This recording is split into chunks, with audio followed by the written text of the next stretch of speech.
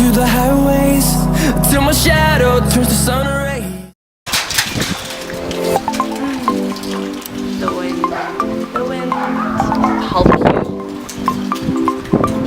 Hey guys, welcome to my channel. It is Nika here, and today I'm going to be sharing my Cappadocia trip tips for Turkey.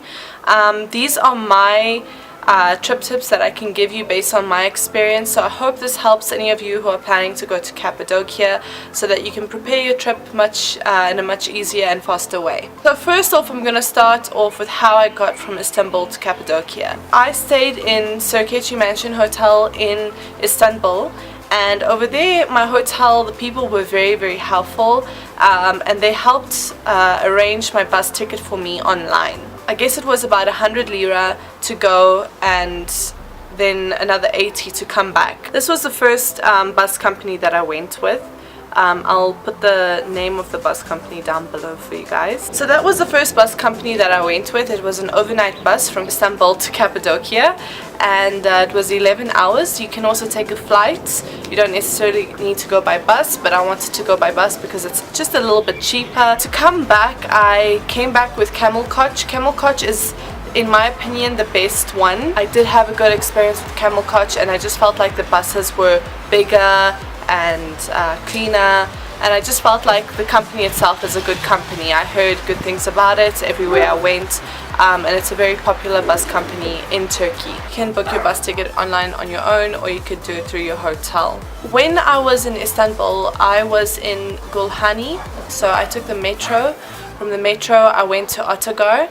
At Otogar station, you basically come out of the metro station, you come out, and there should be offices, like bus company offices, all around that area. Each bus company has a number on its shop or on its store, and you need to make sure that before you go, you know the number of the office for your bus company so that you can go directly to your number. When you get there, they will give you your ticket, and then when you go through their shop or through their office and you go onto the other side, that's where all the buses will be to pick you up. When you arrive in Cappadocia, they will drop you off basically by the small kind of bus station. Goreme is very I think it's a small kind of place, so it's easy to find your way around. You can get a taxi directly from there. They shouldn't charge you more than 10 lira to go to your hotel. So that's how I got from Istanbul to Cappadocia. Once I got to my hotel, I asked them directly about what activities they can help arrange for me, because most of the time hotels can help you with tours and with balloon rides, because that's something that's very popular in Cappadocia. Basically, there are different prices depending on how many people are in a basket, and your balloon hot air balloon basket is divided into like a grid.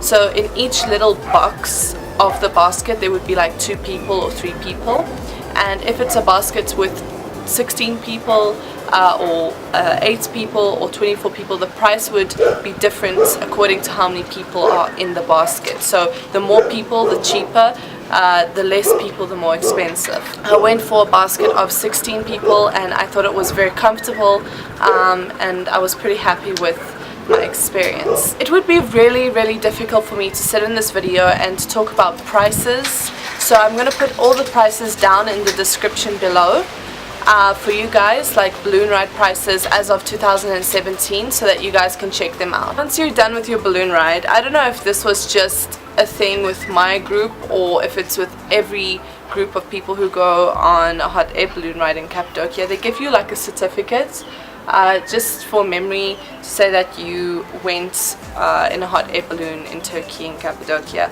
And then they also take photos of you. If you want to, you can always buy those photos after your flight or after your balloon ride. So there's a tour company that I'm going to recommend to you guys called Katpatuka Travel Agency, and this travel agency basically is a family business. They also have a hotel called Malek Cave Hotel, and they're really good. They offer you all the tours. They have the blue tour, purple tour, green tour and red tour. Before I found out about this agency, my hotel recommended me to go on the green and the red tour. So they gave me this map basically of the whole area, This is the green. This is the green tour. This is the red tour. And then, if I'm not mistaken, over here would be like the blue or the purple. I'm not entirely sure, but I know that that travel agency that I mentioned, they offer all those tours. I only got to go on the green tour because the next day when I was supposed to go on the red tour, I actually got sick, so I decided to cancel. But what I liked about the red tour, it's pretty strange. I like that they have like a pottery class that you can go to, so I thought that would be really interesting.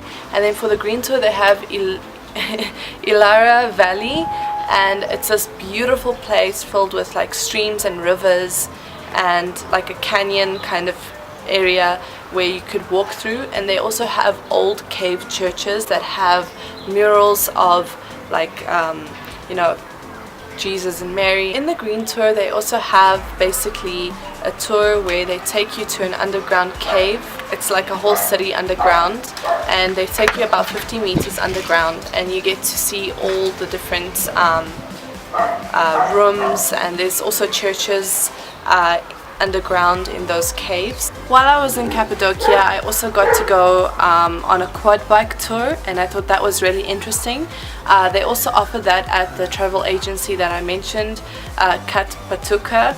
I hope I said that right. I'm not really good with pronouncing things. They also offer like a quad biking tour, so they take you around for 2 hours on this quad biking tour kind of thing, and they take you to different places in Goreme and Cappadocia. I thought that was really fun and interesting. That's why I really like that travel agency, because it seems like they've got many different options of things that you could do. I do recommend that if you do go to Cappadocia, that if you want to do like a photo shoot and stuff like that in like a dress, you take a dress with you, but don't go to like on a tour and then wear a dress, because I saw a lot of girls wearing dresses on the green tour, and I could see how they were struggling, because you do a lot of like climbing when you go underground into those caves. It's literally like you have to bend down, and walk, and there's just people going and going and going.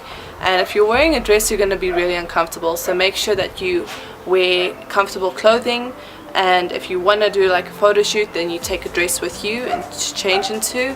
But also in Cappadocia, it's a good idea to have good climbing shoes, like good hiking shoes, because I went with running shoes, I went with normal walking shoes, and I slipped and I fell and I scratched myself. So I do recommend that you also think about what clothing you're going to wear before you go. Make sure you buy a good pair of shoes. In this video, I can't sit here and tell you all the information about all the different tours and the prices. I'm going to put that all down in the description below for you guys to check out. I think it's easier that way. Anyway guys, I hope you enjoyed this video, and I hope that my trip tips were helpful. Obviously these are just my tips based on my experience and how I got there and how I got around. I hope you enjoyed this video. If you did, give it a thumbs up and subscribe to my channel to see more of my videos. Thanks for watching, and I'll see you in my next video. Bye.